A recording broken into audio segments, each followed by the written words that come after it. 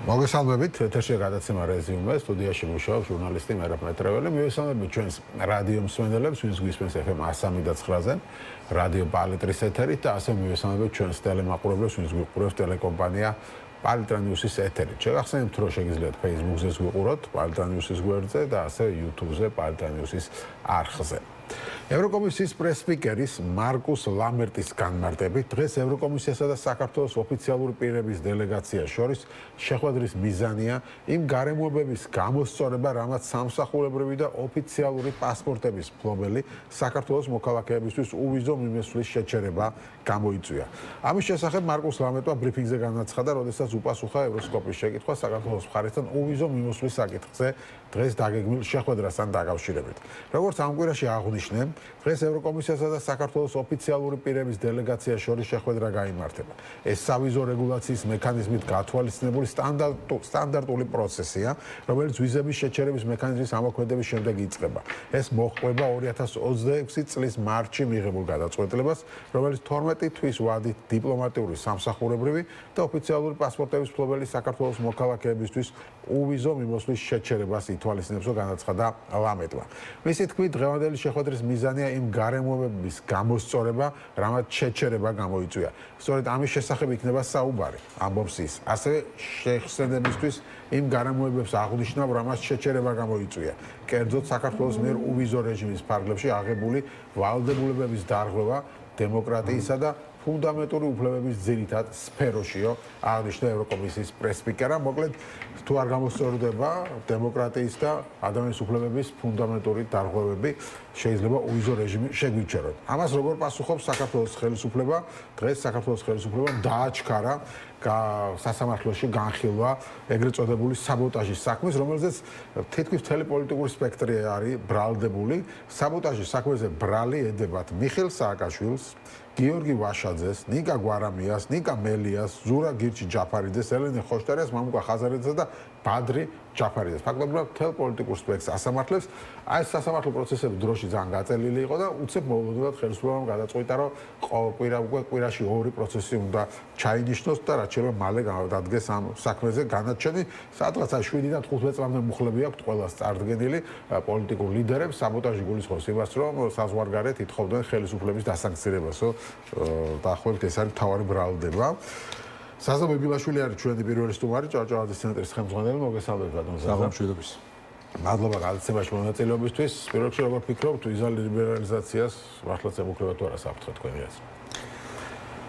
რაღაც ეტაპზე ალბათ დაემუქრება საფრთხე, თუმცა მე მინდა დავიჯერო, რომ ეს ეტაპი არ დადგება და თუ დადგება ძალიან დიდი ხნის მერე შეიძლება დადგეს. ანუ ამ ეტაპზე საუბარი არის იმაზე, რომ პასუხისმგებელი ვინც არის ამ ვითარებაზე, იმან უნდა აგოს პასუხი, როგორც ვიზების თვალსაზრისით, ასევე სხვა თვალსაზრისით და არა ქართველმა ხალხმა, რომელმაც არათუ არანაირი წვლილი არ შეიტანა ამ რეალობაში, არამედ პირიქით ყველანაირად ცდილობთ, ქართული ხალხი ყველანაირად ცდილობს, რომ ეს რეალობა შეიცვალოს.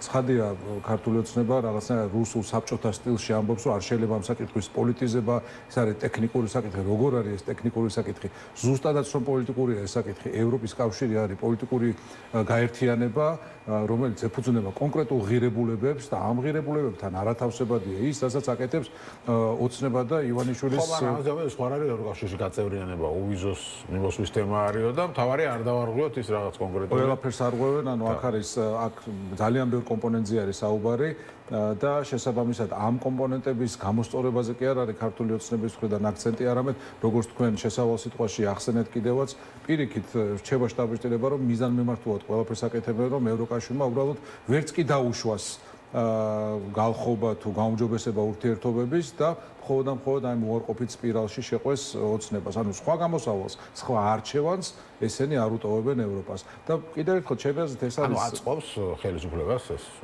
მიზანმიმართულად აკეთებენ. მოდი ბოლო 3 წლის განმავლობაში რა მოხდა თუ გადავალებ თვალს, შეიძლება ითქვას, რომ ჩვენ რო ყოლდა ხელისუფლება, რომელიც არაფერს არ გააკეთებდა, იქნებოდა აბსოლუტურად უმოქმედო, დღეს ჩვენ ვიქნებოდით შეუდარებლად უფრო წინ, ვიდრე ვართ ამჟამინდელ ვითარებაში. მაგრამ ქართულმა ოცნებამ მიიღო ჯერ ეს რუსული კანონი, მერე ეს ფარა, მერე ადამიანებს თავყბა და უმტრია, ასობით ადამიანი აწამა, ქიმიური იარაღი გამოიყენა, ყოველდღიურად ლანძღავს ევროპის სახელმწიფოების ელჩებს, ანუ თითქოს არა, მიზანმიმართული, ჩამოყალიბებული ხედვის ნაწილია და პოლიტიკის ნაწილია, რომ გააუცხოოს ევროკავშირი და მეტიც, რაც ჩვენთვის ბევრად უარესია. ევროკავშირში ეს განწყობა შეეხებოდეს არა მხოლოდ კონკრეტულ პოლიტიკურ ძალას, არამედ მთლიანად საქართველოს და ქართულ ხალხს. ეს არის მათი მიზანი და ეს არის გრძელვადიანი ზიანი, რომელიც გვადგება მათი ყოველდღიური ქმედებით. ხო, ღიაველს კი ამბობს ტექნიკურ მხარეში საკმაოდ გამართული ვართ, როგორც კი პოლიტიკურ თემაზე დაიწყება საუბარი, სერიოზული არგუმენტებით ვართ შეიარაღებული. ვიზა ლიბერალიზაციის თემა საერთოდ აზრს კარგავს, თუ კი ქვეყანა მოისპო და განადგურდა. ანუ ხელისუფლება ამბობს, რომ ვიზა ლიბერალიზაციით გვაშანტაჟებენ, რომ რაღაცა მათ რაც უნდათ ის გავაკეთოთ, ანუ რაღაცა ომში ჩავერთოთ, ან არ ვიცი რაღაცა. ანუ სინამდვილეში ზუსტად ეს ფორმულირება და ანალოგიური ფორმულირება გუშინ გააჟღერა პაპუაშვილმა არის რუსული პროპაგანდის ნაწილი. ევროპა ერთი მხრივ თავის ვიზა ლიბერალიზაციით და თავის მრავალი სიკეთით ამათ მიერ ასოცირდება ქვეყნის განადგურებასთან და ომთან და ათასუბედურებასთან, როცა სინამდვილეში პირიქით არის. ამას ამბობს რუსეთი, ამას ამბობს ზახაროვა, შესაბამისად ზახაროვა ყოველდღიურად აქებს ქართულ ოცნებას, გუშინაც იყო მორიგი სერია ამ ქებადიდების, რომ კარგად იქცევის გაოცებული ვარ, რომ ასეთ პატერმა ერბაო, თქვა ზახაროვამ, როგორ მოიმახა თავის თავში იმის ძალა, რომ ამხელა ძალებს გაუწიოს წინააღმდეგობა ამერიკას, ევროკავშირს და ასე შემდეგ და ამის გამო აქებს. ხო, სინამდვილეში ახლა სამყარო, აი ცოტა შორიდან თუ შევხედავთ, არის მართლა შავთეთრი, ხო? ჩვენ ხوار ლაპარაკობთ რაღაც ძალიან რთული კატეგორიებზე, აქ საუბარი არის რა არჩევანი გვაქვს არჩევანი დასავლეთი თუ რუსეთი. რუსეთი არის ოკუპანტი, რუსეთი არის მტერი, რუსეთი არის სახელმწიფო, რომელმაც ასობით ათასი ქართველი გაწყვიტა იმ 200 წლის განმავლობაში ოკუპაცია იქნებოდა ეს თუ თავისი ომები, ახლა ყველაფერი თავი რო დავარებდი, მეორე მსოფლიო ომზეც იყო ხო საუბარი, ხო, მეორე მსოფლიო ომში 300.000 ქართველი საქართველოს ხوار შეეწერა რუსეთისთვის ომს. თორე ჩვენამდე შეიძლება საერთოდ არ მოსულიყო ის ომი. ჩვენ ვარ ყოფილიყავით ოკუპირებული სახელმწიფო. ხო და აი 100.000 ქართველი გაწყვიტა, დღეს არის აფხაზეთში ორი გენოციდის ავტორი, ცხინვალის რეგიონის და აფხაზეთის ოკუპანტი და ეს სახელმწიფო აქებს ოცნებას. და მეორე არჩევანი არის დასავლეთი, რომელიც გვეუბნება, რომ კარგად თუ არ მოიქცევითო, შეიძლება ვიზა ლიბერალიზაცია გაგიუქმოთო და აი ეს ამ ორის შემხედვარე ქართული ოცნება ვის უპირისპირდება დასავლეთს და არა რუსეთს.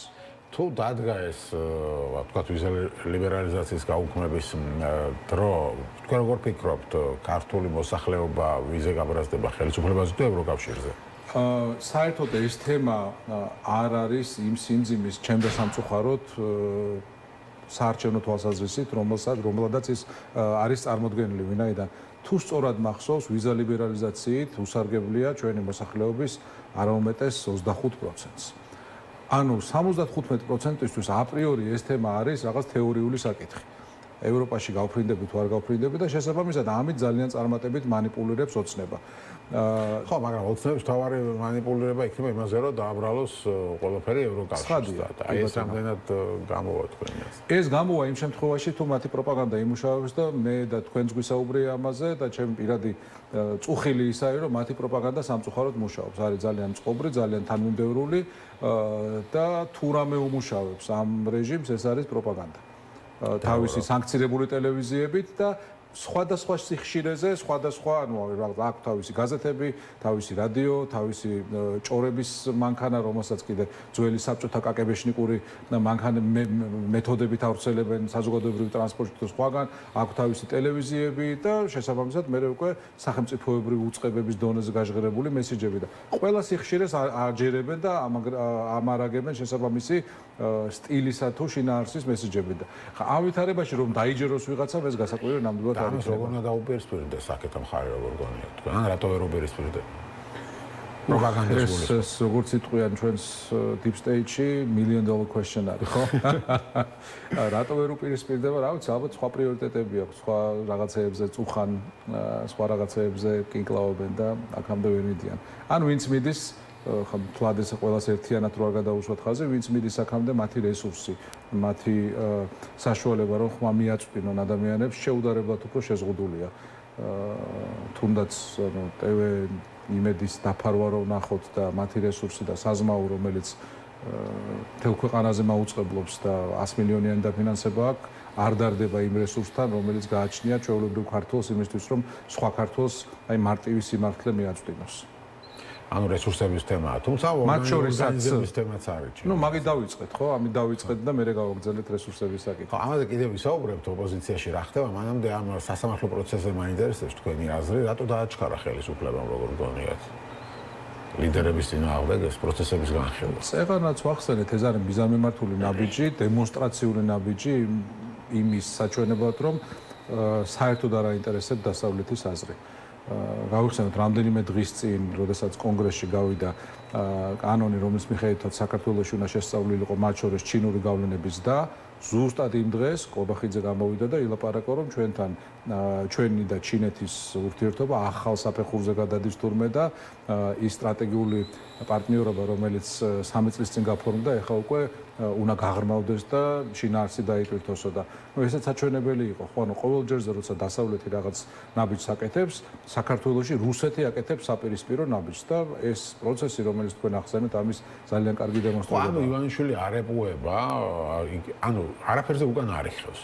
ფაქტობრივად ის ჯიბში უდგას ევროკავშირსაც, ამერიკის შეერთებულ შტატებსაც, deep states, როგორც თვითონ ეძახის. ანუ ხო და თუ ასეთი ძლევამოსილია ეს deep state-ი, რა რის ხარჯს, რის იმედი აქვს ივანიშვილს, რომ პირდაპირ ჯიბში უდგას და ეუბნება, რომ რამეს თუ თქვა გააკეთებ ჩვენს მიმართ, მაგალითად რაღაც სანქციებს, ასე შემდეგ მე უარეს გავაკეთებ. ეგ არის მისი ტაქტიკა ამ წლების განმავლობაში, ხო? ყველას დავიჭერ, ყველას ციხეში ჩავსვამ, ანუ დასავლეთმა მასზე ვერ მოახდინა ეფექტური ზეწოლა, ფაქტია, ხო? დასავლეთმა მასზე ვერ მოახდინა ეფექტური ზეწოლა, მათ შორის პირველ რიგში იმიტომ, რომ უშვებს, რომ ივანიშვილი არის დამოუკიდებელი პოლიტიკური ფიგურა. მას აქვს ნების დამოუკიდებლობა და მას შეუძლია, რომ მიიღოს გადაწყვეტილებები, რომელიც არ იქნება შესაბამისობაში რუსეთის ინტერესებთან. ეს დაშვება უკვე არის დასავლეთის მთავარი სისუსტე, ვინაიდან საფუძველშივე არასწორია ეს დაშვება. თუ ჩვენ ვიტყვით, რომ ივანიშვილი მოქმედებს ისე, როგორც უნდა მოქმედებდეს საქართველოში დასმული რუსი მმართველი, მაშინ ყველაფერი ლაგდება, ყველაფერი იხსნება. აღარანაირი კითხვის ნიშანი არ რჩება იმასთან დაკავშირებით, ეს რატო მოხდა იმანის, რატო თქვა, ეს რატო დაიჭირეს, ის რატო გააგდეს და ასე შემდეგ. აბსოლუტურად ყველაფერი ლაგდება. და დასავლეთის მთავარი სისუსტე არის, რომ დღესაც კი არსებობს გარკვეულ წლებში დაშვება იმისა. ნუ ძალიან მცირეღა დარჩა ამ ადამიანთა რაოდენობა, რომელთაც ამისაც ჯერა, მაგრამ დაშვება იმისა, რომ ივანიშვილი შეიძლება დავაინტერესოთ, ივანიშვილი შეიძლება აუხსნათ, რომ დასავლეთი ჯობია, რომ რუსეთი მაინც დამარცხდება. რუსეთი მაინც დამარცხდება, კი ბატონო, ნამდვილად ასეა, მაგრამ თვითონ რუსი ხო არ წავა საკუთარი თავის წინააღმდეგ, ხო არ წავა საკუთარი ინტერესის წინააღმდეგ. ჩვენ რო ყავდეს ქართველი ავტორიტეტი, შეიძლება ივანიშვილიც აქციას ზოგია რა. თუ მას დარჩა ამისი თუ მას ექნა ამის დამოუკიდებლობა, კი, მაგრამ ვიმეორებ, დღეისთვის ივანიშვილს ამის დამოუკიდებლობა არ გააჩნია. ყველაფერი მეტყველებს იმაზე, რომ სრული სინქრონია, სრული ვერტიკალია და სრული თანხმედრაა. აი, რა მეტყველებს ამაზე, რომ სინქრონია და არა ვთქვათ ივანიშვილის არჩევანი ეს. ივანიშვილის არჩევანი რო იყოს, მოდერნულად ივანიშვილი ჭკვიანი კაცი, სულელი არ არის. ხო, მე არ ვეთანხმები იმ ადამიანებს, ვინც მას ზოგი ხიხოს ეძახის და ზოგი რაღაცა დამცინავად მოიხსენიებს. ჭკვიანი კაცია, უბრალოდ მას აქვს არჩეული ის ბანაკი, რომელშიც არის და ის არის იმ ბანაკის ორგანული წევრი. ხო, რუსეთს არაერთხელ უთქვამს, რომ მისი ინტერესი იყო ივანიშვილის ხელისუფლებაში მოსვლა. დუგინს უთქვამს, რომ საქართველოში 2008 წელს ტანკებით რო აიღო დედაქალაქი, იმაზე უკეთეს კაცს და ხელისუფლებას ვერ დასვამდნენ, ვიდრე ივანიშვილია მათთვის და ეხლა წლები გავიდა ამის შემდეგ და შეიძლება ზოგი დაიღალა ამის მენით, მაგრამ ხედავთ ხო რუსეთი როგორ ერევა სომხეთის არჩევნებში, მოლდოვის არჩევნებში, რუმინეთის არჩევნებში, ანუ ყველგან სადაც ხელი მიუწვდება ერევა და რაღა მაინდა-მაინც საქართველოა, ის სადაც რუსეთი თურმე ვერ ჩაერია, მაგრამ ამასთანავე ისეთი კაცი იზის საქართველოში, რომელსაც რუსეთი ყოველდღიურად აკებს. ანუ რა ვარიანტი რჩება სხვა თემაა ხო მაგალითად რუსეთი გვახსოვს 2016-ში და შეიძლება მეერეც გულშემატკივრობდა ტრამპის გამარჯვებას და არა ჰილარი კლინტონზე, იქ იყო საუბარი რომ აი ჰილარი კლინტონის წინააღმდეგ კომპრომატები რო გამოქვეყნდა რაღაც მეილები, აქ რუსებმა იჩალიჩეს, მაგრამ ეს ხან ნიშნავს რომ პირდაპირ ტრამპი რუსეთის კაცი იყო. რუსეთი შეიძლება ერეოდეს იმისთვის რომ ამ ორი კანდიდატი ამ უფრო მაწყობს. და ეხლა სააკაშვილის წინააღმდეგ თქვენ რო ყოფილიყავით, შეიძლება თქვენს კი ყოფილიყო რუსეთი, იმიტომ რომ სააკაშვილი იმდენად ეზიზღებოდა. ამ ეს კიდევ ორი სხვა რამ არის ამ შემთხვევაში, ხო? სხვა არის კიდევ პირდაპირ მისი ასე ვთქვათ წარმომადგენელია. ხო, მე ვერ ვიქნებოდა სააკაშვილის წინააღმდეგ იმ ერთი მარტივი მიზეზის გამო, რომ მეც თეორიულად ვიძახი, იმიტომ რომ იმ ერთი მარტივი მიზეზის გამო, რომ საქართველოში არსებობს ერთი პოლიტიკური ფრონტი. ანუ ერთი ფრონტის ხაზია პოლიტიკური თვალსაზრისით. ერთხარეს არის რუსეთი, მეორე მხარეს არის საქართველო. მესამე არ არსებობს, მესამე გზა, მესამე გამოსავალი, მესამე გასი უნდა ყავდეს. არა, ცხადია არ ნიშნავს, მაგრამ ანუ მესამე ნიშა პოლიტიკური არ არსებობს. კი, შეიძლება არსებობდეს ადამიანთა გარკვეული წრევა, რომელსაც არ მოსწონს და ლეგიტიმურად არ მოსწონს ესა თუ ის ხელისუფლება. მაგრამ სხვა ნიშას ვერ იპოვის. ან უნდა იყოს ქართულ შესაბამისად პროდასავლურ ნიშაში, ან ხარ რუსების მარიონეტი და ამ შემთხვევაში დაწყებული ჩვენი სპეცრაზმელების დევნიდან, უამრავი საეჭვო გარდაცვალებიდან თუ მკვლელობიდან, არაერთი საეჭვო თვითმკვლელობიდან, რომელიც აი დღემდე გრძელდება ლამის ხო პოლიციელების შემთხვევა იყო 2-3 დღის წინ. ეს არის რუსული ხელწერა, ვიმეორებ, ყოველდღიურად აქებს ან დღე-გამოშვებით აქებს მათ რუსეთის ხელისუფლება და საგამოძიებო ჟურნალისტებს ამასთან დაკავშირებით ძალიან საინტერესო დასკვნაც აქვს მომზადებული, თუ როგორ ემთხვევა რუსული და ეგრეთ წოდებული ქართული ამ შემთხვევაში ანუ ქართული ოცნების მესიჯები ერთმანეთს არ მხოლოდ შინაარსობრივად, არამედ დროში. აი იტყვის რაღაცას მარია ზახაროვა, იტყვის ირაკლი კობახიძე, ან პირიქით იტყვის კობახიძე, იტყვის პესკოვი. ერთ-ერთი ასეთი შემთხვევა იყო რამდენიმე დღის წინ წინა კვირაში, როდესაც კობახიძემ და ზახაროვამ პრაქტიკულად ერთდროულად თქვეს, რომ საქართველოს აირჩია მულტივექტორული საგარეო კურსი. ასეთი რამ დამოუკიდებელი საქართველოს ისტორიაში არ მომხდარა. 35 წელია დამოუკიდებლობა აღვიდგინეთ და სულ ვიცით, რომ ჩვენი კურსი არის პროდასავლური. მულტივექტორული ნიშნავს, რომ შეიძლება ირანიც გინდოდეს, შეიძლება ჩრდილოეთიც გინდოდეს, ჩინეთთან გავაფორმოთ სტრატეგიული. პირველად გაჟღერდა ეს კობახიძემ თქვა და მეორე დღეს თქვა ზახაროვამ. ეხლა შეიძლება დამთხევა იყოს, მაგრამ ამდენი დამთხევა მოეწონა ზახაროვას. ხო, რა თქმა უნდა. ხო, ესეთი ის არსებობდა გამოთქმა. ხო, შანსი არსებობს, უბრალოდ შესაძლებელია, მაგრამ პრაქტიკულად ამის შანსი დამთხევის არ არსებობს. კი ბატონო, ხო, ეს მესმის, რომ ჩინეთთან ურთიერთობა საერთოდ კიდე ცალკე თემა არის, ახლა რანაირად შეიძლება ჩინეთმა აქ რამე დააბალანსოს, ან ვინმე დააბალანსოს, განსაკუთრებით რუსეთი, ხო? რუსეთს ალბათ ჩინეთი რუსეთის წინააღმდეგ არ წავა მით უმეტეს კავკასიაში, ხო, ამ რეგიონში და რას ემსახურება გასაგებია, ხო, უფრო ამერიკის გასაღიზიანებლად ხდება ეს ყველაფერი. მაგრამ შიდა თემებსაც რო დაუბრუნდეთ, ვისაუბრეთ ოპოზიციაში, მიმდინარე ამბებზე ოპოზიციის მიმართ თავდაში მე რა თუ შეიძლება აი ჩინეთი რახან ნახსენეთ და ბარემ დავყუროთ ეს თემა, მე მინდა თუ თქვენ არ ქონიათ ამის საშუალება, ტელემაყურებელს გავაცნოთ ის სტრატეგიული თანამშრომლობის შესახებ შეთანხმება, რომელიც ღარიბაშვილის პრემიერობის დროს დაიდო ჩინეთთან. ეს არის საუბრეთ ახლა რას გულისხმობ, ანუ ეს არ არის სტანდარტული ორმხრივი შეთანხმება, ეს არის სამმხრივი ხელშეკრულება, სამმხრივი შეთანხმება ბატონსა და ვასალს შორის. რომელიც სავსეა ფორმულირებები, სამმხრივი ფორმულირებები. საქართველოს ეთანხმება, საქართველოს მიესალმება, საქართველოს იწონებს, ჩინეთის ინიციატივებზეა საუბარი, ჩინეთის ხედვებზეა საუბარი და ასევე, როდესაც საუბარია ტერიტორიულ მთლიანობაზე, ცალკეა გამოყოფილი ის, რომ საქართველოს აღიარებს ერთი ჩინეთის პრინციპს, ტაივანსაც შეეხება. მაგრამ პირიქით კი არაა ნახსენები, რომ ჩინეთიც აღიარებს საქართველოს აფხაზეთთან და ცხინვალის რეგიონთან ერთად. აი ეს ზოგადი ფორმულირებაა ერთ შემთხვევაში და მეორე ყველაფერი დანარჩენი არის სამმხრივი. შესაბამისად, ეხლა რაზე ჩინეთზე გველაპარაკებიან, ჩინეთი ცნობილია იმით, რომ განვითარებადი ქვეყნების დიდ ნაწილში აი ესეთი აბალური ხელშეკრულებებით შედის, ინფრასტრუქტურული პროექტებით შედის და შესაბამისად მათთან ამყარებს ბატონისა და ვასალის ურთიერთობას და ამ შემთხვევაში ეს ემყარება მხოლოდ იმას და მხოლოდ იმას ისახავს მიზნად, რომ როგორც თქვენ თქვით, გააღიზიანოს დასავლეთი, გამოიწვიოს მათგან მტრული რეაქცია, ის შესაბამისი რეაქცია უფრო სწორედ ჩინეთის მიმართ ამ შემთხვევაში და არა საქართველოს მიმართ და ეს ყველაფერი ვის აწყობს ცხადია რუსეთს სამწუხაროდ. ხო, ну, და სამწუხაროდ, რავი, აწყობს ჩვენს ხელისუფლებასაც, როგორც ხედავთ, როგორც რუსეთს ორგანულ ნაწილს.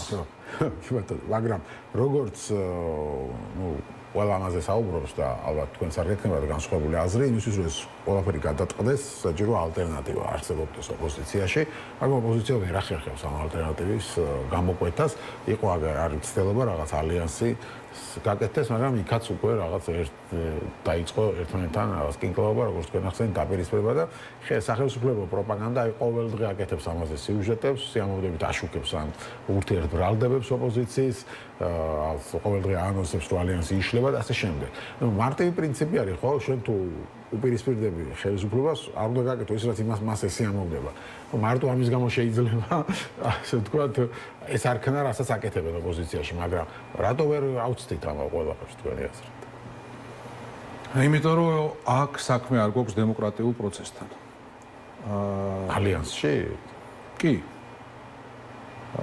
რა ვიცი ხა რამდენი წევრი ალიანსში 9, ხო? 9. ნუ რამდენიმე წევრია ამ 9-დან, სადაც ჯამში ალბათ, რა ვიცი, თითო-თითოან ორ-ორი წევრები ყავდა. არ შეიძლება ხა პოლიტიკური გაერთიანების სუბიექტი იყოს გაერთიანება, რომელსაც ყავს 9 მილიონი ამორჩეველი და სუბიექტი, რომელსაც ყავს 2 ამორჩეველი. და ისინი ლაპარაკობდნენ თანასწორად, რომ მოდი ხა მე და შენ შევთანხმდეთ რაღაცაზე. მე ჩემი 2 ამორჩეველი და შენი 9 მილიონით, ხო და თანასწორი გვექნება. ხა ამით არავინ არ მოტყუდება და შესაბამისად საბოლოო ჯამში ყველაფერი თავის გზას იპოვის, უბრალოდ ამით დრო იკარგება, დრო იხარჯება. რატომ ხდება ამ ფორმით, ხა თქვენის ნებართვით ამაზე ძალიან დეტალებში არ შევალთ, მაგრამ ამას ამორჩეველი ძალიან კარგად გძნობს. ზოგის ტვინიც გძნობს, ბატონო. მე ვარ ერთიანობის მომხრე, ყოველთვის ვიყავი, არჩევნებამდე ვიყავი, რაც ძალიან მნიშვნელოვანია.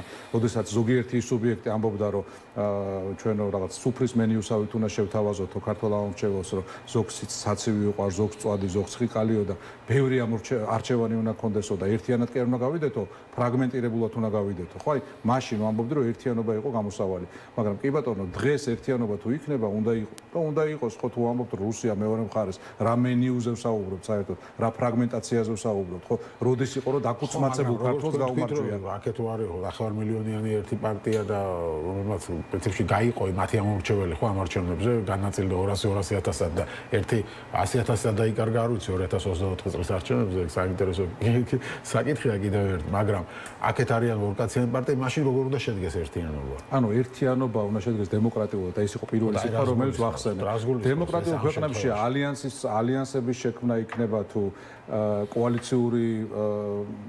კოალიციური ხელისუფლების იქნება თუ წინასაარჩევნოდ კოალიციების შექმნა ყოველთვის ხდება რაღაც შესაბამისი წონითი ხვედრის შესაბამისად, ხო? ანუ კიდევ ერთხელ რო გავიმეოროთ, ანუ თუ არის პარტია, რომელიც იღებს 25% ჰოლანდიაში ან გერმანიაში, იმას მეტი მინისტრი ყავს, ან მეტი კანდიდატი ყავს, თუ არის პარტია, რომელიც ჭირდებათ იმისთვის, რომ აი რაღაც კოალიცია შეკრან, იმას ერთიან ორი საარჩევნო კოალიციას ვაგროვებთ. აქ არის საუბარი რაღაც ერთიანი ფრონტით გამოსვლაზე, ოპოზიციურ ალიანსზე, რომელიც თითქოს რაღაც ანუ უნდა შექმნას იმის განსა, რომ ერთიანი ოპოზიცია და ერთი ალტერნატივა არსებობს. ხო, მოდი ასე ვთქვათ, რომ მე შეიძლება გადანაწილდეს. მე საერთოდ ასე მგონია, რომ დღეს ეს საუბარი ზოგადად ალბათ ყველაზე ნაკლებად აინტერესებს ამორჩეველს. აი, პირიქით მგონია. ამორჩეველს ანუ ვერ დავაგდა. ოპოზიციური ამორჩეველი ახლა რას უყურებს? უყურებს, რომ რაღაც გამოიკვეთოს ოპოზიციაში. და ვერაფერი ვერ გამოიკვეთა. ხო, ანუ მე გულისხმობ იმას, რომ აი ეს კინკლაობა არ აინტერესებს, პირიქით აუწყოებს აი ამ კონკრეტული პოლიტიკური სპექტრისგან, რომელიც ჩართულია ამ კინკლაობაში. დღეს ფრონტი ვიმეორებ არის ქართველებსა და რუსებს შორის და საქართველო არის ერთიანი, ანუ გარეთ რო გავიდეთ 300.000-იანი აქციები იმართებოდა ამ წლების განმავლობაში. ხო, ხა საქართველოს ზომის ქვეყანაში 300.000 ქვეყანა ადამიანი რო გამოვა კუჭაში კონკრეტული მოთხოვნით. ეს ძალიან დიდი რიცხვია, უზარმაზარი რიცხვია. 300.000 ადამიანი ძალიან ბევრია ყველგან და სულ 3.5 მილიონია ქვეყნის მოსახლეობა. დედაქალაქში რომ ამდენი კაცი გამოვა და რამდენჯერმე მოხდება ეს ნიშნავს, რომ ეს ერთიანობა უკვე არსებობს და ეხლა ვიღაც ორკაციანი და სამკაციანი პარტიები ერთმანეთში რას იტყვიან და ერთმანეთს რას დააბრალებენ, ну, ძალიან დიდი ბოდიში ეს ამ ხალხისთვის არის უინტერესო, მაგრამ არჩევნების მოგებას რაც შეეხება, არჩევნებამდე ჯერ შორი გზაა, არჩევნებამდე რომ მივიდეთ, რეალობა უნდა შეიცვალოს, პოლიტიკური ბალანსი უნდა შეიცვალოს, საერთაშორისო ვითარება და უნდა შეიცვალოს ის გარემო, რომელიც საქართველოში იქნება საარჩევნოდ. ვინაიდან თუ სუსი არ შეიცვალა, თუ ეს სასამართლო არ შეიცვალა, თუ საარჩევნო სიები არ შეიცვალა, თუ ისევ სიები და ძველი ბიჭებით უნდა იდგნენ, უბნებთან ვიღაცეები და ასე შემდეგ, ხო? მაშინ ახლა ეს არჩევნებიც ჭყალებში ისეთივე არჩევნები იქნება, როგორც არის ბოლო რამდენიმე და განსაკუთრებულად სამარცხვინო იყო 2024. გასაგებია, მადლობა დიდი გადაცემისთვის. აზა ბიბილაშვილი იყო ჩვენი სტუმარი, ჭაჭავაძის ცენტრის ხელმძღვანელი. გადაცემის მეორე ნაწილში ჩვენ აფხაზეთის თემაზე ვისაუბრობთ. საინტერესო პროცესები მიდის აფხაზეთში. ხმამაღლა საუბრობენ არა მარტო აქტივისტები, არამედ აფხაზი პოლიტიკოსებიც კი, რომ რუსეთთან კავშირი შეიძლება ნიშნავდეს მხოლოდ ვასალისა და კანტონის კავშირს. ერთ-ერთი დეპუტატი საერთოდ რუსეთში ასამართლებენ, ანუ აფხაზ დეპუტატი რუსეთში ასამართლებენ და სწორედ ამ თემაზე ვისაუბრებთ. პაატა დავითაია იქნება ჩვენი სტუმარი.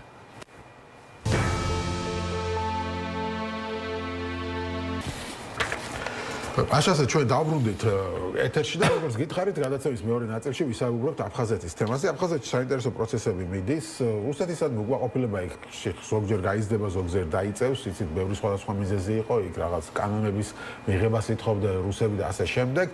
ბოლო დროს კვლავ წამოიწია ეს თემა, იმიტომ რომ ერთ-ერთი აფხაზი დეპუტატი, პარლამენტის წევრი აფხაზეთის, ბატონი კვარჩია, მის წინააღმდეგ რუსებმა აღძრეს საქმე და რუსეთში ასამართლებენ სოჩის სასამართლო ასამართლებს სოჩის სასამართლომ გაასამართლა, ჯერჯერობით დაკავებული არ არის დეპუტატია, მაგრამ ასამართლებენ და აფხაზეთში ამან გამოიწვია ძალიან დიდი გაუგებრობა, რომ რას ქვია, ხა თუ ჩვენ სხვა ქვეყანა ვართ, სხვა ქვეყნის მოქალაქეს, სხვა ქვეყანა თან ეს დანაშაული რომ რუსეთში ჩაედინა, მაშინ კი გასაგები იქნებოდა, მაგრამ იმ დანაშაულისთვის ასამართლებენ, რომელიც აფხაზეთში არის ჩადენილი, ასამართლებენ რუსეთში და ამ კვარჩიამ გუშინ გამართა თუ გუშინ წინ ბრიფინგი, სადაც ამ თემაზე ისაუბრა და ახსენა საქართველოსთან დიალოგი, რომ თქვა რომ დროა რომ რაღაცები შევცვალოთ და საქართველოსთან დიალოგზეც ვიფიქროთ. ამასაც მოყვა ბუნებრივია დიდი ამბავი აფხაზეთში. აფხაზეთის ვიცე-პრეზიდენტი ბატონი ბიგვავა გამოვიდა, ეს ბიგვავა მეგრული გვარი მეგონა და ყავს მეგობარი ამ გვარის ჩემი კლასელი, რომელიც ბუნებრივია მეგრელია, მაგრამ ბატონი ბიგვავა აგერ აფხაზიც ყოფილა, რომელიც ვიცე-პრეზიდენტია და დაგმო კვარჩიას ეს განცხადება, არანაირი დიალოგიო იმ ქვეყანასთან, რომელიც ჩვენთან ურთიერთთავდასხმის შესახებ არ აწერს ხელშეკრულებას, რომ ამდენი სისხლი დაუღვარეთო და ასე შემდეგ, ტრადიციული რიტორიკა. მაგრამ კარგია ალბათ ის, რომ პოლიტიკურ სპექტრში გამოჩნდა ადამიანი, რომელიც ამაზე ღიად საუბრობს, რომ დიალოგი საჭიროა. პატა დავითაი არის ჩვენი სტუმარი, ევროპული დემოკრატების თავმჯდომარე, მოგესალმებით ალბათ. მოგესალმებით და დიდი მადლობა განაცემაში მონაწილეობის. მოდი ჯერ ვთქვათ ეს კვარჩია ვინ არის? სახელი ქვია კან კვარჩია. ხო, დეპუტატი არის ოპოზიციიდან როგორც. დიახ. და რა დააშავა რატო ასამართლება ვინ არის ზოგადად თვითონ? ამავე დროს უნდა ვთქვათ, რომ თვითონაც ვეტერანია, ქართველების წინააღმდეგ ერთ-ერთი ხელმძღვანელია. ხო, ქართველების წინააღმდეგ უომია ამ ადამიანს. დიახ. ძალიან საინტერესოა თვითონ ეს პიროვნება, მისი გზა, მოდი ასე ვთქვათ. ახლა ძოლობდა რა თქმა უნდა ქართველების წინააღმდეგ და ახლა აიდილარას ერთ-ერთი წამყვანი ფიგურა არის ამ ეტაპზე. თვითონ ბატონო მერაბ რა არის, იცით, ეს იყო პარლამენტის წევრი, რომელიც იყო განწყობილი ყოველთვის პროაფხაზურად. ყოველთვის იყო რუსეთის წინააღმდეგ, მაგრამ პირველი გალაშქრება, ასე მოდი ვთქვათ, რუსეთის წინააღმდეგ ღია მოხდა ეგრეთ წოდებულ კანონზე ამ აპარტამენტების შესახებ, რომელიც იყო შავი ზღვის პროექტის გადაცემაზე და ეს იყო არძიმბა ჯგუფის წევრი, როდესაც იყო ბადრა გუმბას, ხა იმ ბადრია, გადაიკეთა ბადრას, მაგრამ ბადრა გუმბას საარჩევნო კამპანიის და რუსეთის ფედერაციის წინააღმდეგ და ეს იყო პირველი მისი ღია გალაშქრება რუსეთის წინააღმდეგ, რასაც მოყვა, აქციებს აწყობდა და მთელი ამბავი და რასაც მოყვა მის მიმართ მოქალაქეობის ჩამორთმევა, რუსეთის მოქალაქეობის ჩამორთმევა, პირველი შემთხვევა იყო, რომ ჩამოართვეს აფხაზეთში გაცემული პასპორტი თვითონ რუსებმა ამ კვარჩიას. ამის შემდგომ ისეთ დონეზე იყო ბატონო მერაბ დაპირისპირება, რომ მოხდა ჩხუბი პარლამენტში და ამ შეტაკების დროს, ფიზიკური შეტაკების დროს მოხდა გასროლა იარაღის, სადაც როდესაც აშველებდნენ ერთმანეთს, ერთ-ერთი დეპუტატი დაიღუპა. და ამ ჩხუბის როლის დროს მოხდა შემდგომ ეს თვითონ დაჭრილი იყო კვარჩია და აქედან გამომდინარე მე იქ იმ დეპუტატებს შორის რაღაც შერიგება მთელი შემთხვევით მოხდა ეს ყველობა, მაგრამ ჯგუფს მოყვა ეს ყველაფერი. ყველაზე საინტერესო არის ის, რომ რუსეთმა, როდესაც არძიმბა, მოდი ასე ვთქვათ, არძიმბასთან მოაგვარა საქმე და არძიმბა ჩამოვიდა და მოქალაქეობა არ ჩამოურთმევიათ მის მიმართ და დღეს ის ფაქტურად სეპარატისტთა ლიდერის პრეზიდენტის განწყობებს იზიარებს, მოდი ვთქვათ, დაალაგა რუსებთან და კანკვარჩია ამას არ დაეთანხმა, მოდი. აქედან გამომდინარე მოხდა გასამართლება მისი ეს არძიმბა არის მის ნათესავი, ხო? ნათესავი, მოგვარი მოგვარი. ხო, აქეთ ამ არძიმბას რა ქვია? ამას ადგური არძიმბა. ეხლა აქ მთელი მომენტი იყო, რომ მთელი სიტუაცია მიმართულებით წავიდა ისე, რომ რუსეთმა სანამ რუსეთი გაასამართლებდა, გენერალური პროკურორი შევიდა აფხაზეთის სეპარატისტთა გენერალური პროკურორი პარლამენტში იმუნიტეტის მოხსნაზე. რუსეთი რის გამო ასამართლებს? იმუნიტეტის მოხსნაზე. ამის შემდგომ იმ პარლამენტმა არ მოუხსნა იმუნიტეტი, დატოვა არ დაემორჩილა გენერალურ პროკურორს. რაც შეეხება თვითონ რუსეთის გასამართლებას, სარჩელი ეხებოდა იმ დაგმასთან დაკავშირებით რუსულ გავლენებს და რუსულ ბიზნესს უშლიდა ხელს და უჩივლა იქ ვიღაცამ გადაწყვეტილება მიიღეს. ძალიან საინტერესო ერთი თემა, რაც ხელშეკრულება, რაც ამოქმედა აფხაზეთში და ეს ამოქმედა დაახლოებით 2 თვეა. რუსეთის სასამართლოს მიერ მიღებული გადაწყვეტილება თუ ის ეხება ბიზნესს, სავალდებულო არის აფხაზეთის სასამართლოსათვის და აფხაზეთის სასამართლომ განხილვის გარეშე უნდა დაამტკიცოს რუსეთის სასამართლოს გადაწყვეტილება. წარმოიდგინეთ, ხა დამოუკიდებლობა სადაც. ამას მე არ ვსაუბრობ, თვითონ კანკარჩია საუბრობს ამაზე ღიად, ხო?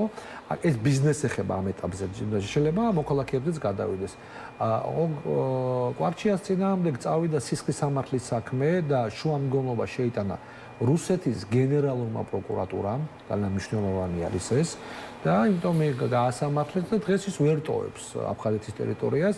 იმ თვალსაზრისით ჯერ აფარებენ ხელს როგორ მოდი ბჭყალებში, როგორც დეპუტატს მოდი ასე ვთქვა. ძალიან საინტერესო იყო მისი ბრიფინგი ამ მიმართულებით, ბრიფინგზე მეც მახსენა. თქვენი გადაცემა ახსენა, სტუმრად იყავით. დიახ, მე და ბატონ გელავასაძე, სადაც ჩვენ აფხაზეთის თემას განვიხილავდით, მე შევთავაზე რა, ეგეთი ვარიანტი. დაფიქრდით აფხაზებო რაგჯერ. რასაც თვითონ მიძახეს უბრალოდ ის რომ რუსიფიკაცია ხდება, რომ რუსეთის ცდილობს ჩაიგდოს ეს ტერიტორიები, ყველაფერი არ აინტერესებს ხალხი. და მე ვიძახეთ, თქვენ პოლიტიკურად არც ერთ თამაში არ მონაწილეობთ აფხაზები. ხო, არც სეპარატისტთა ლიდერი მონაწილეობს, თუმცა შესრულებელია, მეტი კი არაფერი არანაირი გავლენა არაფერზე არ აქვს, ხო? და თუ ერთადერთი რომ აფხაზეთის გადარჩენის, თვითონ აფხაზების გადარჩენის თემა არის საქართველოსთან ყოფნა, ეს ისტორიულად ასე იყო ყოველთვის. და მან ერთი წუთი წარმოიდგინეთ, რომ ჩვენ გავხდით ევროკავშირის წევრი ქვეყანა, ხო? აფხაზეთიც ევროკავშირის წევრი ქვეყანა ხდება, ხო? როგორც ჩვენი შემადგენელი ნაწილი ჩვენი ტერიტორიის. აქედან გამომდინარე, ხა ერთი წუთი წარმოიდგინეთ, რომ მოგვარება მიდის სიტუაციის და ვიცე-პრეზიდენტი ყავს აფხაზი, ან პირობითად სენატის თავმჯდომარე, რომელსაც აქვს ძალიან დიდი უფლებები, ვეტოს უფლება, ბევრი სხვა სიტუაცია. ესე იგი, როგორც ვიცე-პრეზიდენტი, ან როგორც სენატის თავმჯდომარე, ხო თავისუფლად ღებულობს მონაწილეობას ევროკავშირის პოლიტიკაში, მოდი ასე ვთქვა, ხო? ესე იგი, ის შეუძლია ევროპულ ლიდერებთან იჯდეს, ხო? აი ეს ამ პერსპექტივებით შევთავაზე ამ გადაცემაში, რასაც უსვენეს აფხაზებმა ამას და ხა თქვენ თუ დააკვირდებით თუ ნახავთ კანკვარჩიას ბრიფინგს, ის იწყებს დიალოგს, ჩვენ რაღაც დიალოგი უნდა დავიწყოთ აფხაზებთან და მოყავს მე ჩემი და ბატონ გელას საუბარი ერთ-ერთი ის ამბობს რომ აი ქართველები ადრე საერთოდ არ აღიარებდნენ აქ ჩვენს უფლებებსო და ეხლა იმ გადაცემაში ის მაინც თქვენს რომ 300 წელი აქ რადგან ცხოვრობენ და მოდიო ავტოქტონური ერია და ამიტომ მათი უფლებები ვაღიარებენ და ეს წინსვლა არის. საიდან მოიტანა 300 წელი არ ვიცი ცხოვრება ეს ციფრი რა გიგმართე, მაგრამ თავება რა იყო, მე ვთქვი რაღაცა, ერთი რაღაცა რომ ჩვენს კონსტიტუციაში წერია აფხაზური ენა სახელმწიფო ენა. ჩვენს კონსტიტუციაში წერია რომ სახელმწიფო არის თქვათ აფხაზეთის ავტონომიური რესპუბლიკა, ხო? ჩვენ ამით ვთქვა რომ ჩვენ პატივცემთ მათ ენას. ეს არის მთავარი. სწორი მესიჯებია გასაჟღერებელი, მოდი ასე ვთქვათ, იმისთვის რომ ხა პირველად მოხდა, მოდი პირდაპირ ვთქვათ, რომ ოპოზიციის ლიდერმა ეს დაამშრალოვანია ოპოზიციის ლიდერები ყველა რაზე ჭუბობენ ერთმანეთში, იცი ოპოზიცია და პოზიცია. ვინ უფრო მაგრად დაუმტკიცებდა ერთგულებას რუსეთს. მეტი მათ არ ქონდა. თვითონ რუსები ლაპარაკობენ, ზატუნის ინტერვიუ არის ერთი 3-4 დღის უკან, რაც იძახის რომ ეს სიტყვა იხმარა რუსულად ვიტყვი, რა დავაე ტრავმა აქთო აფხაზებსო რა. ერთმანეთს ებრძვიანო რომ იმის გამო რომ ჩვენ დაგვიმტკიცონო როგორი კარგები არიან და აქითო ჩვენ გვებრძვიანო რა. სულ უნდა თუ რაღაც დამოუკიდებლობი და რაღაც არ შემდგარი სახელმწიფოა, მოდი პირდაპირ ასე თქვა. აქედან გამომდინარე, პირველი შემთხვევა იყო რომ ოპოზიციის ლიდერმა აიდგილარას წარმომადგენელმა პირველად თქვა რომ ჩვენ დიალოგი უნდა დავიწყოთ და აი ამ ლაპარაკში მან არ იხმარა სიტყვათა წყობა დიალოგი დავიწყოთ როგორც დამოუკიდებელმა სახელმწიფომ. ეს ძალიან მნიშვნელოვანია, ვინც აქცევს ამას ყურადღებას, მთელ ინტერვიუში ამან გამოიწვია აგრესია ვიცე-პრეზიდენტის ჭყალებს სეპარატისტების და მთელი ამით თვითონ საზოგადოების და რუსების, რომ მას არ უხსენებია დიალოგი როგორც თანაბარი სახელმწიფო საქართველოსთან. რასაც ნებისმიერი სეპარატისტული ლიდერი იძახეს. ამაგდეთ შამბა, როდესაც იყო აჟიოტაჟი გახსოვთ, რომ შამბამ რაღაცა თქვა, სულ იძახოთ თაღლითია შამბა, რატომ? იმიტომ რომ ის გამოდის იმ პოზიციიდან მე ვარ დამოუკიდებელი და როგორც დამოუკიდებელ სახელმწიფოს ველაპარაკო. ასეთი ამას არ უთქვია. ეხლა მე ილუზიაში არა ვარ რომ ჩვენთან უნდა არა რა თქმა უნდა რა მაგრამ ეს არის პირველი მერცხალი აქ არის მნიშვნელოვანი რომ მუშაობა ამ თვალსაზრისით სწორი მესიჯების გაზღერება ჩვენგან და პოლიტიკის წარმოება სამწუხაროდ ჩვენ ეს პოლიტიკა არ აგვაქვს ჩვენ ხო არ ვიცით რას ვაკეთებ საერთოდ ოკუპირებულ ტერიტორიაზე ბოდიშუხტის ჩვენი საქმეა არ მუშაობს ეს აი ბოდიშიც რო იყოს ბატონო არ მუშაობს ეს ბოდიში პირიქით ამას იყენებენ ჩვენ წინააღმდეგ მე ამიტომ მნიშვნელოვანია ეს აი სწორი შეთავაზებები ეხლა მე ვფიქრობ რომ საუბარი როდესაც რაღაც თეორიებზე ვილაპარაკე მე იმ მიმართულებით რომ რა შეიძლება სიტყვაზე გაკეთდეს აფხაზეთთან მიმართებაში და შეთავაზებები გაუკეთეთ ეხლა მე არანაირი ბერკეტები არ გამაჩნია ამ თვალსაზრისით მაგრამ საუბარი რომ სწორი მესიჯის გაჟღერება თუ ეს ამის უკან დგას სახელისუფლებო ბერკეტი დღეს ჩანს რომ გამოჩნდა პიროვნება მისთანაც რაღაცა მაინც შეიძლება საუბარი არ იყო ასეთი პირდაპირ მინდა ვთქვა არ იყო მაგათო გაუსვიმეთ ხაზი მთელი ამ წლების განმავლობაში ამ შანსის გაშვება არ შეიძლება მე ხა არ მინდა დავასახელო თანამდებობის პირები თავის დროზე ერთ-ერთი გალის გამგებელზე იყო ლაპარაკი რომელიც სეპარატისტთა მხარეს იყო ყოველთვის და თითქოს და ის ჩვენ როდესაც სანაკოების პროექტი იყო რომ ის თითქოს და ის შეიძლება გამოყენებული იყო პროექტად და ყოველთვის ვიძახოთ რომ თაღლითია მეთქი რა პირიქით რაღაცას დაგვირდებათ ქართველებს ღია და საფსარი ძახის და ჩვენ უარეს გაიგონეს უბრალოდ ასეც მოხდა რა ამიტომ დღეს მინდა ხაზი გაუსვრო ერთ რაღაცას რომ მნიშვნელოვანი არის პოლიტიკოზე ბჭყალებში ხა რა პოლიტიკა აფხაზეთში მაგრამ ის პოლიტიკოსად ითვლება რა ქვია მაგას ანკარჩია რომელსაც რომ უჭერენ ხალხს როგორც პროაფხაზურს მომდი ასე ვთქვა ეხა ნათელი მაგალითია რომ გენპროკურორის მოთხოვნა იმუნიტეტის მოხსნაზე და ერთმა დეპუტატმაც კი არ მისახმა მოხსნაზე ერთმაც კი ხო არ დამორჩილება რუსეთზე თუ რუსეთ იმუნიტეტის მოხსნა ნიშნავდა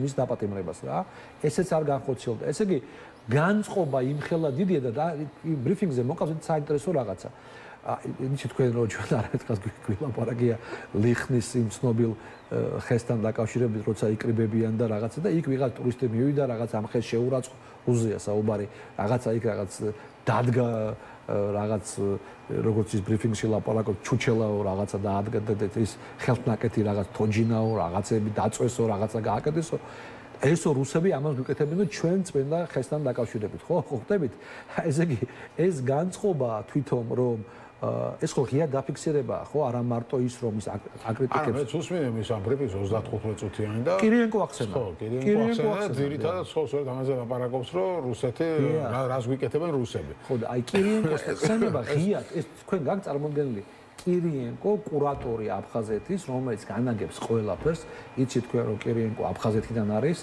სკოლაში დადიოდა მე-7 და მე-8 კლასამდე აფხაზეთში და მისი მშობლები მუშაობდნენ ფიზიკა-მათემატიკის ინსტიტუტში და მე გადავიდნენ მოსკოვში ეხლა ბინაც დაუბრუნეს ამ კირიენკოს მისცეს იმ ბინაში რემონტი გააკეთა და ისა რაღაც ცენტრი გახსნა რუსული თავის იმაში ნუ ერთი თქმით ჩაბარებული აქ ეს ყველაფერი ყველას ეშინია რაღაცის თქმა მისცემ და აი ღიად დააფიქსირა რომ აი მოდი ასე ვთქვა თუ შევადარებთ სუსის ჩვენი მიერ დასკვნას რომ ანექსია მზადდება და ამის ავტორი არის კირიენკო იგივე თქვა კანკარჩიამ ოღონდ ანექსია არ ახსნა და თქვა რომ კირიენკო რუსიფიკაციას აკეთებს ახლა რუსიფიკაცია და ანექსია ახლოს დგას ერთმანეთთან ხო სწორია ეს ანექსია არ უხმარია სიტყვა მაგრამ იგივე ფაქტობრივად იგივე გააჟღერა ჩვენმა უსაფრთხოების სამსახურმა დოკუმენტი დადო ხო მოდი ასე ვთქვა აქედან გამომდინარე მე ვფიქრობ რომ ეს ამ პიროვნებაზე ყურადღება მისაქცევი მოდი პირდაპირ ვთქვა ახლა კიდევ ერთხელ ლაპარაკობ არანაირი ილუზია არ მაქვს რომ ეს საქართველოსკენ მოდის ან საქართველოსთან თანაცხოვრებას სურს,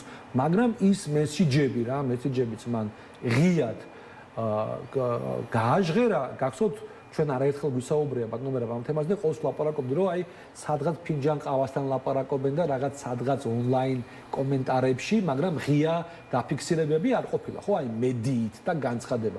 აი ეს იყო პირველი, რაც მოხდა. ეს გარღვევაა ჩვენ პირდაპირ ვიძახი. იმიტომ მოყვა ის აგრესია სეპარატისტთა მხრიდან და მე ვფიქრობ რომ ის მისი სიცოცხლე საფრთხის ქვეშ არის, იმიტომ რომ მე რასაც უყურე განცხადებები, რაც იყო ძალიან სწრაფი რეაგირება იყო. მარტო ბიგბოვას განცხადება დავიღე. ხა ვიცე-პრეზიდენტი ხა. კიდევ რა იყო? არ თელი აი ეს თქვა ჩვენ რო ვეძახით ტროლებს, თქვა და დაახლოებით ეგეთი მანქანა ამუშავეს მის წინააღმდეგ ზოგიერთმა სამინისტროებმა ვალდებულად ჩათვალა განცხადებების გაკეთება შეგნით ეს უკვე ადგილობრივ მონიტორინგ ადგილობრივ პრესას და ნუ ძალიან ისეთი მთელი კამპანია დაიწყეს მის წინააღმდეგ, მოდი ასე ვთქვათ. ამიტომ ჩვენმა უსაფრთხოების სამსახურმა თუ საერთოდ აინტერესებს ეს ოკუპირებული ტერიტორიები და თუ რაღაც ფიქრობს ვიღაც რაღაცეებზე, ძალიან სერიოზული სამუშაო მასალაა თმათ წინ, თქვა და ამ მიმართულებით იმუშაო, მაგრამ სამწუხაროდ ვერ ხედავ ამას მე ახლა რა თუმცა ხა აქეთა მხრიდან ღიად რაღაც ამ დეპუტატთან კონტაქტზე გასვლა შეიძლება მისვისაც დამაზიანებელი. არა, იცით როგორი თემა არის? მე ასე არ შევხედავდი და გეტყვი რატო. აი რასაც თქვენ ახლა საუბრობთ, ყველა სიტყვას ვაწერ ხელს ამ მომენტამდე. რატომ? იმიტომ რომ ღიად დააფიქსირა ადამიანმა. ეხლა მე ღია შეხვედრას არ ვლაპარაკობ, მაგრამ არის გარკვეული ორგანიზებები, რომელთაც მუშაობა შეიძლება, არის რაღაც პლატფორმის შექმნა, სადაც საუბარი ხა, კიდევ ერთხელ ვლაპარაკობ, არ მაქვს არანაირი ილუზია, რომ მას საქართველოსთან არანაირი ილუზია არ მაქვს. მაგრამ უკვე ის მოკავშირე არის იმით, რომ ღიად უპირისპირდება კირიენკოს იმ თვალსაზრისით, ხაზუსვამ არ ხმარობს სიტყვას ანექსიას, მაგრამ ხმარობს სიტყვას რუსიფიკაციას. ხო, ეგ ძალიან მნიშვნელოვანი არის. ხო? და რუსიფიკაციის ფონზე საუბრობს დიალოგზე ქართველებთან, ხო? ეს ძალიან სერიოზული მესიჯია, ვინ ცოტა აანალიზებს ამ თემას და ამიტომაც მოყვა იქიდან რეაქცია. წუხვა რომ ჩვენთან არა აქვს ამას დიდი გამოხმაურება გარდა ონლაინ მოქმედებისა და მინდა პირდაპირ ვკითხოთ მადლობა ბატონ მეტრეოს იმისათვის რომ მან ეს თემა წამოწია, იმიტომ რომ ზოგს ეხა პირდაპირ ვიძახი, ხო? არ მიაჩნია ეს მნიშვნელოვანი თემა. ხო, იმიტომ რომ ვფიქრობ რომ არანაირი შანსი ამ მართულებით არ არის. აი ეს არის ჩვენი პრობლემა, რა. აი რო ჩვენ ვფიქრობთ შანსი არა, შანსი ყოველთვის არის თუ ინტენსიურად მუშაობ, ხო? აი ხა კიდევ ერთხელ ვლაპარაკობ, იმიტომ კი არა რომ ხა რუსულ ენაზე არის ბატონ გელავასთან ეს დიალოგი რომელიც ჩვენ მიყვავს და ეს არის პირველი იყო რამოდენიმე და იმუშავა, იმიტომ რომ მან ეს უბრალოდ რა კიდე რა მიშო, მას რომ მაგალითად არ გამოეყენებინა. აი თქვენ თუ დააკვირდებით ის ბრიფინგზე იძახის რომ აი დავით აიამ ისაუბრა, თქვათ კორექტულად აფხაზები და ხა მე ყოველთვის დავსაუბრობ კორექტულად ამ მიმართულებით, მაგრამ მინდა ხაზი გაუსვა რომ მან ეს გამოიყენა. ხა მე პირადად მათთვის ვარ რა ვიცი, ხა სანქცია ჩემზე გაცემული და ერთ-ერთ მტრად ვარ მიჩნეული, ხო? მაგრამ ის რომ თავის წყალებში მტერს იყენებს ბრიფინგზე და ამ დიალოგ აი ამაზე აწყობს დიალოგს, რომ მნიშვნელოვანი არის დიალოგის წარმოება, ეს უკვე ეს ძალიან დიდი გაბედული ნაბიჯი არის პირდაპირ მინდა თქვა. ეხლა მე მექნება ვიცე რუსულენოვანი არხზე ამაზე საუბარი და ღიად ვაპირებ ამ თემის წამოწევას და აწევას, იმიტომ რომ რაღაც პლატფორმა უნდა შეიქმნას დიალოგის ამ კუთხით. კიდევ ერთხელ ვაპარაკობ, არანაირი დიდი ილუზია არ მაქვს მეთქი, ეს პლატფორმა რამეს მოიტანს, მაგრამ ის რომ საჯაროდ გამოჩნდნენ ადამიანები, რომელიც კი არ საუბრობენ საქართველოსთან თანაცხოვრებას, მაგრამ დიალოგი არავინ არ იცის რუსეთთან კიდე როგორ დაეძაბება ურთიერთობა. თავარი მომენტი რა გაიგეს მათ, რაც შეთავაზება იყო ჩემ. ამიტომ არის მნიშვნელოვანი ევროკავშირის წევრი ქვეყანა გავხდეთ რა. ეს ძალიან მნიშვნელოვანია ჩვენთვის.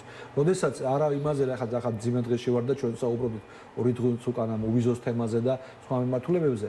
ის რომ ხედავს რომ ჩვენ უვიზო გვაქვს, ის რომ ხედავს ჩვენ კანდიდატი ვარ, ის რომ საქართველოს ხდება შეიძლება გახდეს ევროკავშირის წევრი ქვეყანა, აფხაზეთიც ხო ხდება ევროკავშირი, ხო? ეს წარმოგიდგენთ მათთვის როგორ არის, რომელიც ფარდის ქვეშ არიან, ეუნებიან წადი უკრაინაში იომე, ეუნებიან რუსი უნდა მოვიდეს და ზღვისპირა ზოლი უნდა იყიდოს, რუსის სასამართლო გადაწყვეტილება უნდა შეასრულო და აქ შეთავაზებას გეუბნებიან, მოდი დაულაგდეთ, არათუ სასამართლო, არამედ პოსტებსაც მოგცემ, ოღონდ მოვილაპარაკოთ, როგორ თანაცხოვრობთ. ეგ არის პრინციპული თემა. ჩვენ ხო ეხა ვერ მოკლავთ ყველას მაგათ, ხო, თქვა სიმართლე, ხო? ამიტომ მნიშვნელობა რა არის ის, რომ ჩვენ ნახოთ თანაცხოვრების თემები. ძალიან მნიშვნელოვანია, მაგრამ იგივე თავისუფალი ეკონომიური ზონა კი არ ვიცი, რაღაც განსაკუთრებული ეკონომიური ზონა, მაგალითად სიტყვაზე, სოხუმი ოჩამჩერი. პირობითად ვიცახ, ხო? 1000 ვარიაცია არის მოქმედების, მაგრამ ამაზე არავინ არ ლაპარაკობს. ხო. ეგ არის პრობლემა. ხელისუფლებასაც ეს საკითხი საერთოდ არ აინტერესებს. არა, ხელისუფლებას არ აინტერესებს, ბატონო, მე რა ბრატო, იცი, არანაირი პოლიტიკა არ არსებობს. არანაირი პოლიტიკა არ არსებობს ამ კუთხის მიმართულებით. ხო, აი, ეხლა იცით, ცალკე გამოყოფა, მოდი ასე ვთქვათ, სახალხო დიპლომატიის არ შეიძლება. ცალკე გამოყოფა სპეცსამსახურების მუშაობის არ შეიძლება. ეს უნდა იყოს ერთი ნაწილი, ყველაფრის ერთი გეგმის ნაწილი, სხვადასხვა განშტოებებით, მიზანმიმართული გრძელვადიანი გეგმის ნაწილი. პირველი მერცხალი კიდევ ერთხელ მინდა ხაზი გაუსვა. გამოჩნდა, ხო, ახლა პირველ მერცხალს ახლა მე კიდევ ერთხელ ვაპარაკო დიდი ილუზიები საერთოდ არ მაქვს ამ მიმართულებით, მაგრამ რომ ადამიანი რომელმაც ღიად ეთერში დაასახელა დიალოგის წარმოება არა როგორც დამოუკიდებელი სახელმწიფო დამოუკიდებელ სახელმწიფოდან დაასახელა მისი პირადი მტერი როგორც ვთქვათ დიალოგის ერთ თემის ვთქვათ გამოსაყენებლად მოდი ასე ვთქვათ და ეს არის მნიშვნელოვანი რა კიდევ ერთხელ მინდა ხაზი გაუსვა ამას ჩვენთვის. კი ბატონო. მადლობა დიდი განსაკუთრებით სტუმრობისთვის. პაატა დავითაია, ევროპელი დემოკრატების თავმჯდომარე იყო ჩვენი სტუმარი. ჩვენ აფხაზეთში მიმდინარე პროცესებზე საუბრობდით. ასეთი იყო დღევანდელი გადაცემა რეზიუმე. მე ხვალამდე გემშვიდობებით.